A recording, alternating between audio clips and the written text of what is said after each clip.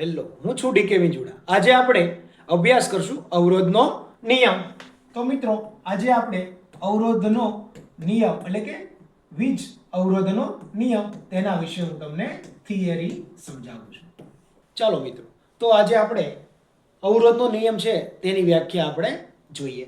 તો મિત્રો, જ્યારે કોઈ પણ વીજ પ્રવાહ, શું કીધું છે મિત્રો? જ્યારે કોઈ પણ વીજ પ્રવાહને વીજ દબાણ આપવામાં આવે છે, તો મિત્રો ખાસ યાદ રાખો, જ્યારે કોઈ પણ વીજ પ્રવાહ એટલે કે કરંટને વીજ દબાણ વી એટલે કે વોલ્ટેજ આપવામાં આવે છે, ત્યારે તે વાહકમાંથી વીજ પ્રવાહ પસાર થાય છે. શું પસાર થાય છે? વીજ પ્રવાહ. ચાલો આપણે એક આકૃતિ ડ્રો કરી અને સમજીએ. આ કોઈ વાહક છે મિત્રો, ખાસ યાદ રાખો, આ કોઈ વાહક છે, તેને આપણે વીજ દબાણ વી આપીએ છીએ, તો તેની અંદર ઇલેક્ટ્રોન છે, તમે જોઈ શકો છો. ઇલેક્ટ્રોન છે કેવો ચાર્જ ધરાવે છે? Negative charge. તો મિત્રો જોઈ શકો છો, એક ઇલેક્ટ્રોન, બે ઇલેક્ટ્રોન, એવા અસંખ્ય ઇલેક્ટ્રોન છે. તો મિત્રો તમને ખ્યાલ હશે કે વીજ દબાણ બરોબર વી આપણે આપેલો છે. આ જે છે તે બધા ઇલેક્ટ્રોન છે. શું છે? ઇલેક્ટ્રોન્સ. ઇલેક્ટ્રોન્સ જે નેગેટિવ ચાર્જ ધરાવે છે. તો કરંટની વ્યાખ્યા શું છે મિત્રો? કે ઇલેક્ટ્રોનના પ્રવાહને, મિત્રો કરંટની વ્યાખ્યા એક ઇલેક્ટ્રોન, બે ઇલેક્ટ્રોન, ત્રણ ઇલેક્ટ્રોન. તો તમે જોઈ શકો છો ઘણા બધા વાહક. આ જે કોઈ લીધું છે કોઈ વાહક છે. આ શું છે મિત્રો? વાહક. વાહક તરીકે કોઈ પણ ધાતુ હોઈ શકે. કોપર હોઈ શકે, એલ્યુમિનિયમ હોઈ શકે, નાઇક્રોમ હોઈ શકે. તો વગેરે વગેરે ધાતુ છે તેનો આપણે યુઝ કરતા હોઈએ છીએ.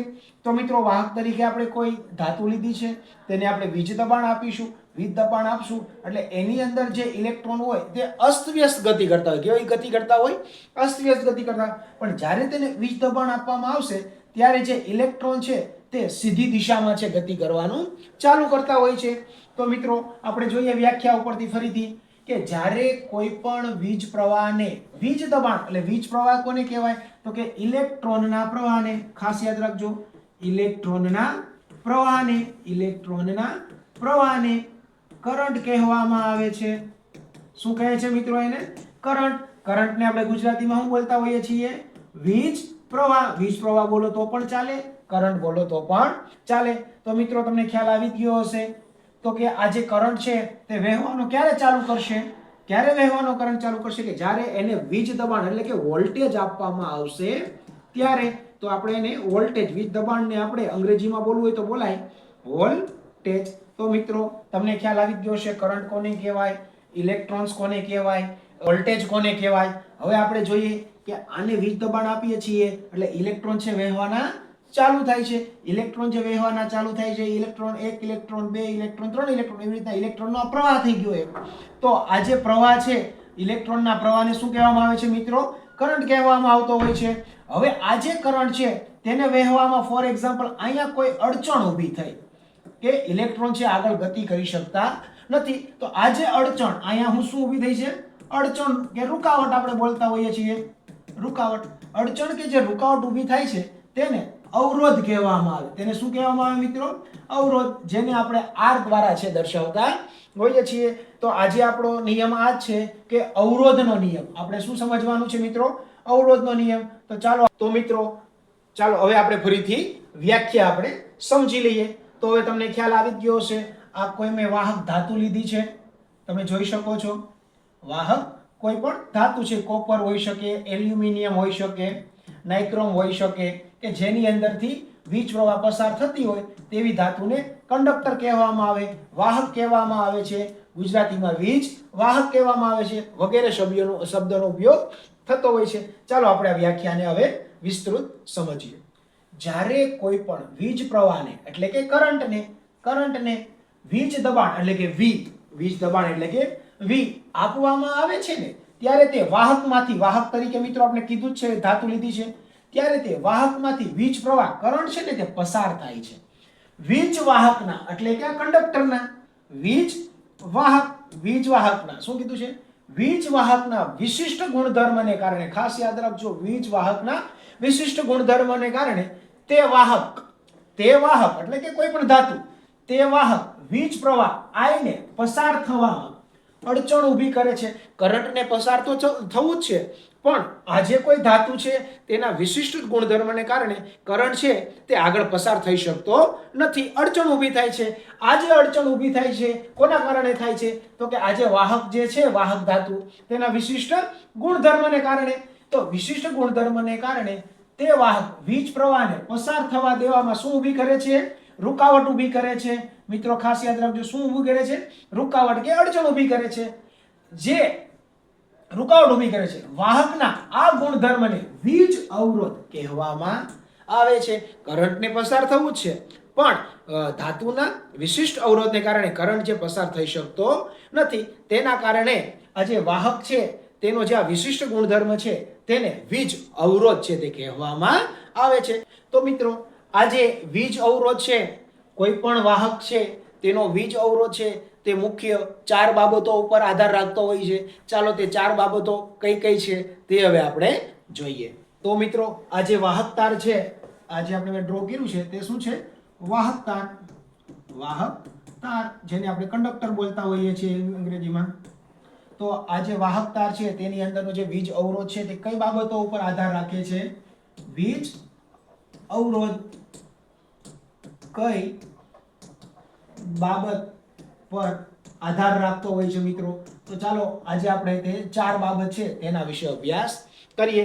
તો મિત્રો ખાસ યાદ રાખજો કે કોઈ પણ વાહક તાર છે તેનો વીજ અવરોધ છે તે પહેલું લંબાઈ ઉપર આધાર રાખતો હોય છે. શેના ઉપર આધાર રાખતો હોય છે? લંબાઈ, જેને આપણે L દ્વારા દર્શાવીએ છીએ. બીજું આવે છે તેનું ક્ષેત્રફળ ઉપર આધાર રાખતો હોય છે. કોના ઉપર આધાર રાખે છે મિત્રો? ક્ષેત્રફળ, એરિયા, જેને આપણે અંગ્રેજીમાં બોલતા હોઈએ છીએ એરિયા. તો તમને ખ્યાલ આવી ગયો હશે. ત્રીજું આવે છે પદાર્થની જાત ઉપર આધાર રાખે છે. પદાર્થની જાત ઉપર આધાર રાખે છે. કયા પ્રકારનું મટીરીયલ છે? કોપર છે, એલ્યુમિનિયમ છે, નાઇક્રોમ છે, યુરેકા છે, ટંગસ્ટન છે, વગેરે ધાતુ છે પદાર્થની જાત ઉપર આધાર રાખતો હોય છે. અને છેલ્લે જે આવે છે ઉષ્ણતામાન ઉપર આધાર રાખતો હોય છે. શેના ઉપર આધાર રાખતો હોય છે? ઉષ્ણતામાન ઉપર આધાર રાખતું હોય છે. તો મિત્રો તમને ખ્યાલ આવી ગયો હશે કે કોઈ પણ ધાતુ હોય તો કોઈ પણ ધાતુ છે તેની અંદર રહેલો જે વીજ અવરોધ છે તે મુખ્ય 4 બાબતો ઉપર આધાર રાખતો હોય છે. કેટલી બાબતો પર આધાર રાખતો હોય છે? 4. પહેલું છે લંબાઈ, ક્ષેત્રફળ, પદાર્થની જાત અને ઉષ્ણતામાન. તો ચાલો મિત્રો હવે આપણે આગળ જોઈએ કે વીજ અવરોધ છે તે કઈ બાબતો પર આધાર રાખે છે તેના વિશે આપણે સૂત્ર દ્વારા સમજ મેળવીએ. તો મિત્રો તમને ખ્યાલ આવી ગયો હશે, આગળ જે આપણે વાત કરી કે 4 બાબતો ઉપર છે તે આધાર રાખતો હોય છે. પહેલું એની અંદર આવે છે લંબાઈની વાત કરશું આપણે. પહેલા કોણ આવે છે તેમાં? લંબાઈ, વાહક તારની લંબાઈ. તો મિત્રો તમને ખ્યાલ હોવો જોઈએ કે જેમ વાહક તારની લંબાઈમાં વધારો કરવામાં આવશે, જેમ લંબાઈ વધે, લંબાઈ L વધે, તેમ અવરોધ વધે. તેમ અવરોધ R છે તેમાં શું થશે? વધારો થશે. વધારો થશે. તો ચાલો મિત્રો આપણે એક ઉદાહરણ લઈ લઈએ નાનું એવું. ચાલો આ કોઈ કોપરનો તાર છે મિત્રો. આની લંબાઈ છે 1 મીટર છે. કેટલી છે? 1 મીટર. આનો અવરોધ છે દાખલા તરીકે 10 ઓહમ આપેલો છે. એવી જ રીતે બીજો એક તાર છે તો તેની લંબાઈ છે આપણે ડબલ કરી નાખીએ. ખાસ યાદ રાખો, ડબલ કરી. અહીંયા કેટલી? 1 મીટર હતી ને, તો આપણે હવે આને આપણે 2 મીટર કરી નાખીએ. તો મિત્રો તમને ખ્યાલ આવી ગયો હશે શું કીધું છે કે તાર છે, એક તાર છે 1 મીટરનો છે, તેનો અવરોધ 10 ઓહમ છે. બીજો મેં તાર જે લીધો છે એ કેટલા મીટરનો લીધો છે? 2 મીટરનો લીધો છે. તો તેનો અવરોધ જેમ લંબાઈ વધશે તેમ એનો અવરોધ પણ વધશે. તો ચાલો, તો તમને ખ્યાલ આવી ગયો હશે કે અવરોધ અને લંબાઈ, અવરોધ અને લંબાઈ એકબીજાના કેવા છે? સમપ્રમાણમાં હોય છે. કેવા પ્રમાણમાં હોય છે?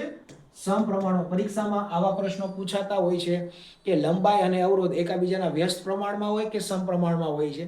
તો કે સમપ્રમાણમાં હોય છે.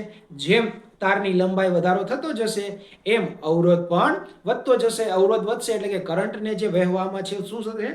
રૂકાવટ છે તે ઊભી થશે. તો ચાલો મિત્રો હવે બીજું આપણે લઈ લઈએ એરિયા. બીજી આપણે શું લીધું છે? બીજી કઈ બાબત ઉપર આધાર રાખે છે?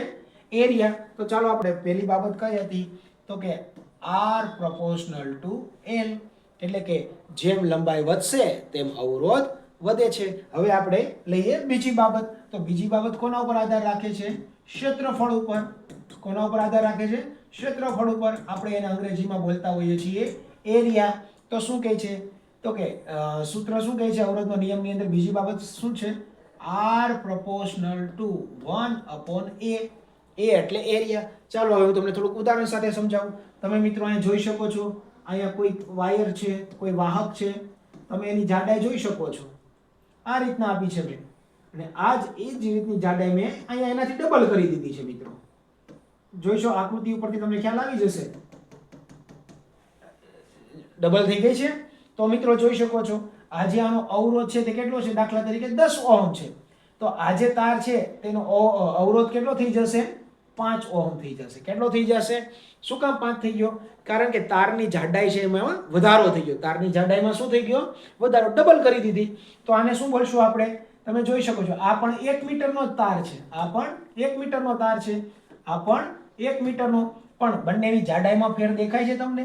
આ જે છે દાખલા તરીકે આનો ડાયામીટર છે 10 આપેલો છે ફોર એક્ઝામ્પલ, જ્યારે આનો ડાયામીટર મેં ડબલ કરી નાખ્યો, 20 કરી નાખ્યો દાખલા તરીકે. તો મિત્રો તમને ખ્યાલ આવી જ ગયો હશે કે ક્ષેત્રફળ શું કહે છે કે R proportional to 1/a. એ એટલે એરિયા. એટલે કે જેમ ક્ષેત્રફળ વધે, જેમ ક્ષેત્રફળમાં વધારો થાય તેમ વીજ અવરોધ ઘટે. વીજ અવરોધમાં શું થાય? ઘટાડે. એટલે બંને એકાબીજા સાથે ચાલતા નથી, વ્યસ્ત પ્રમાણમાં થઈ જાય. તો આ સૂત્ર દ્વારા આ રીતના દર્શાવવામાં આવે છે R proportional to 1/a. તો ચાલો મિત્રો આપણે સમીકરણ નંબર 1 પહેલા મળી ગયું હતું, આને સમીકરણ નંબર 1 કહી દઈએ, આને કહી દઈએ આપણે સમીકરણ નંબર 2. તો મિત્રો તમને યાદ પરીક્ષામાં આવા પ્રશ્નો વારંવાર પૂછાતા હોય છે કે અવરોધ છે, અવરોધ અને લંબાઈ વ્યસ્ત પ્રમાણમાં હોય કે સમપ્રમાણમાં? તો હવે ખ્યાલ આવી જ ગયો છે કે અવરોધ અને લંબાઈ બંને કેવા હોય છે? સમપ્રમાણમાં હોય છે. જ્યારે અવરોધ અને જાડાઈ એટલે કે ક્ષેત્રફળ બંને એકાબીજાના કેવા પ્રમાણમાં હોય છે? વ્યસ્ત પ્રમાણમાં હોય છે. ચાલો હવે આજે આપણે જોઈએ ત્રીજા નંબરની બાબત. તો બાબત આપણે લઈ લઈએ. તો મિત્રો ત્રીજી બાબત શું કીધું છે? પદાર્થની જાત ઉપર આધાર રાખે છે. પદાર્થની જાત. તો તમે જોઈ શકો છો કે વાહક કોને કહેવાય કે જેની અંદરથી વીજ પ્રવાહ પસાર થતો હોય? તો સારામાં સારી વાહક ધાતુ કોણ છે? તો કે ભાઈ ચાંદી છે, પછી કોપર આવે છે, પછી આપણે આવે એલ્યુમિનિયમ આવે. તો તમે આવી રીતના ઘણી બધી ધાતુઓ છે જે વીજ પ્રવાહ છે તે પસાર કરતા હોય છે. અલગ અલગ ધાતુ છે આ બધી. તે બધી ધાતુનો અવરોધ પણ કેવો હોય છે? અલગ અલગ. વિશિષ્ટ અવરોધ પણ તેનો કેવો હોય છે? અલગ અલગ હોય છે. સારામાં સારી ધાતુ કઈ? સારામાં સારો કંડક્ટર કોણ? પરીક્ષામાં પૂછાતું તો કે ચાંદી. એના પછી પણ આપણે ચાંદીને ઉપયોગમાં લેતા નથી, કારણ કે તે કેવું છે? કિંમતમાં પણ મોંઘી પડતી હોય છે, જે ખર્ચ આપણે પહોંચી વળતા નથી. પછી આવે છે કોપર. કોપર છે નોર્મલી આપણે ઘર વપરાશની અંદર, હાઉસ વાયરિંગની અંદર, ઇન્ડસ્ટ્રીયલ વાયરિંગની અંદર મોટા ભાગે આપણે કોપર વાયરનો ઉપયોગ કરતા હોઈએ છીએ. એલ્યુમિનિયમ. પછી કોણ આવે છે? એલ્યુમિનિયમ. તો તમે જોઈ શકો છો આ અલગ અલગ પ્રકારની મેં 2-3 ધાતુ લીધી છે, તેના વિશે થોડુંક ટૂંકમાં મેં સમજાવ્યું છે. તો તમને ખ્યાલ આવી જ ગયો હશે કે વીજ અવરોધ છે તે પદાર્થની જાત ઉપર આધાર રાખતો હોય છે. હવે આગળ લઈએ આપણે 4 નંબર. શું છે? ઉષ્ણતામાન. કોઈ પણ ધાતુ છે તેનું ઉષ્ણતામાન વધે તો તેનો અવરોધમાં પણ શું થશે? વધારો થશે.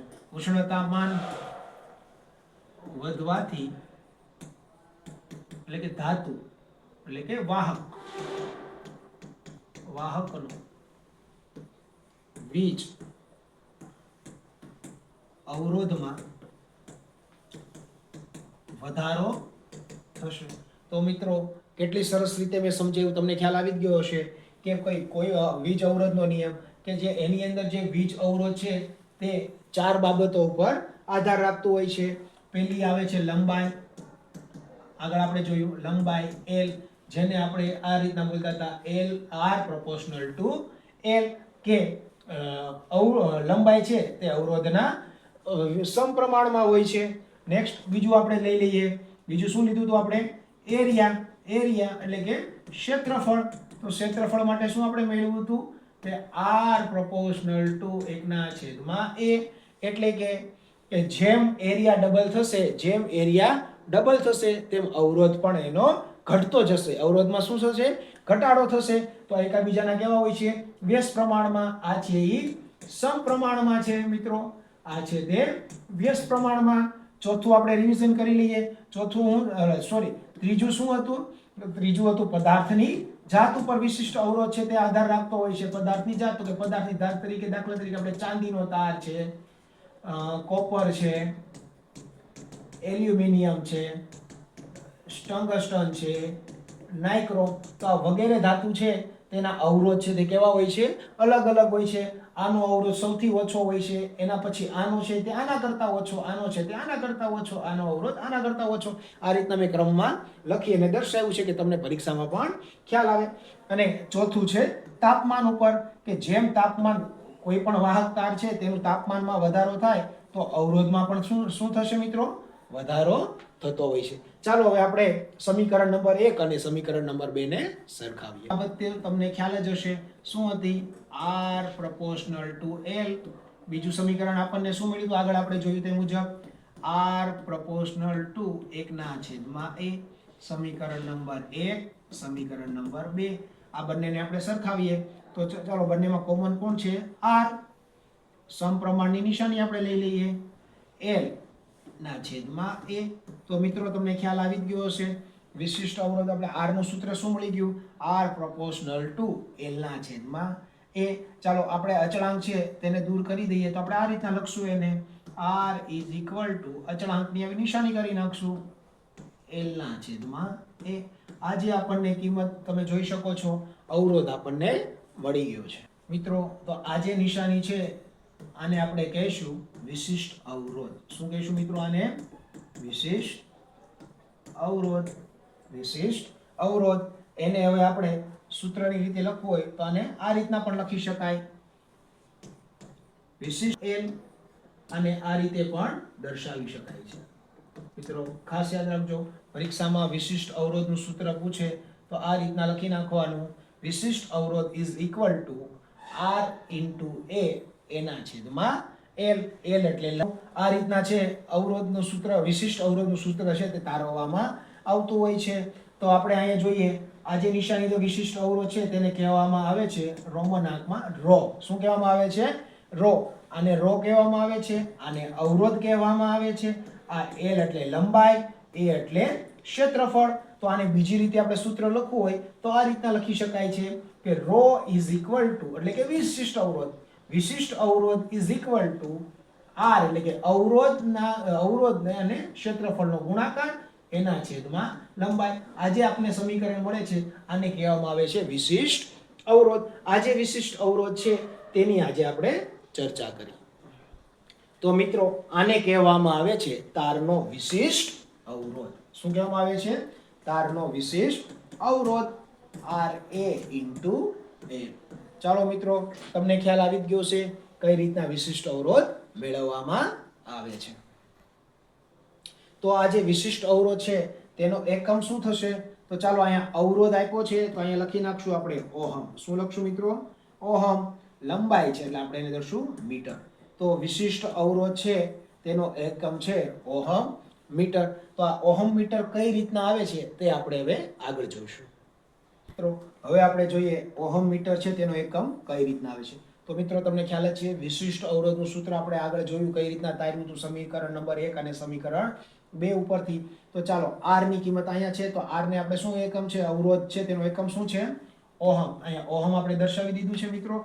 હવે એરિયા છે એટલે લંબાઈ ગુણ્યા પહોળાઈ. તો આપણે લંબાઈ ને પહોળાઈ છે મીટરમાં લઈ લીધી છે. શેમાં લીધી છે મિત્રો? મીટરની અંદર.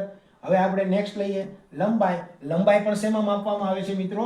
મીટરની અંદર. તો હવે ચાલો આપણે વિશિષ્ટ અવરોધ છે તેનો એકમ મેળવીએ. તો અહીંયા મીટર અને આ મીટર બંને જશે તો જવાબ આપણને શું મળશે? Ohm metre. તો જોયું ને મિત્રો, વિશિષ્ટ અવરોધ છે તેનો એકમ પણ આપણે મેળવી લીધો.